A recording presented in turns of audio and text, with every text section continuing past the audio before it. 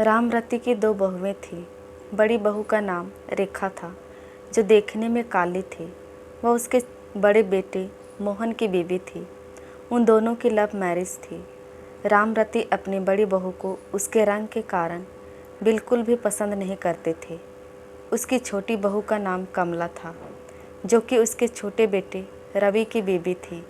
रामरती छोटी बहू कमला को बहुत पसंद करती थी, क्योंकि वह देखने में सुंदर थी और उसको रवि के लिए उसने पसंद किया था।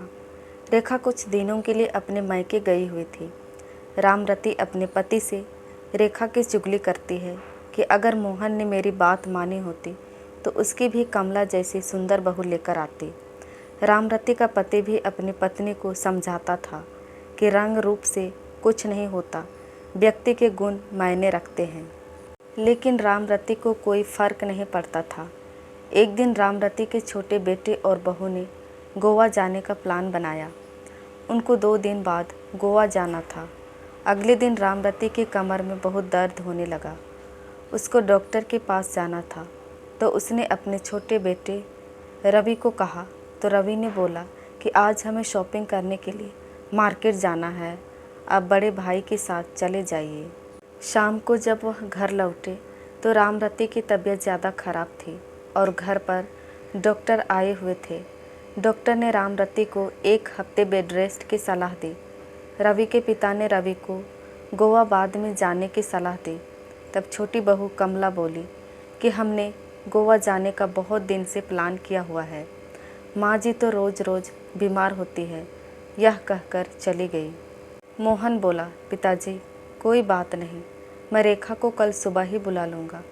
अगले दिन रवि और उसकी बीवी गोवा चले गए। रेखा को जैसे ही पता चला कि माँ जी की तबीयत खराब है, वह तुरंत घर पर पहुँच गई। रामरती को इस सब से पता चल चुका था कि रंग रूप से ज़्यादा व्यक्ति के गुण महत्व रखते हैं।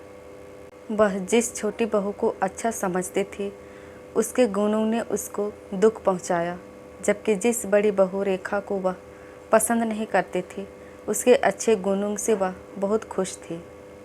सीख: हमें व्यक्ति के रंग रूप से ज़्यादा व्यक्ति के गुणों को ध्यान देना चाहिए। दोस्तों, बदसूरत बहू मोरल स्टोरी आपको कैसी लगी, प्लीज़ कमेंट करके आप ज़रूर बताइएगा।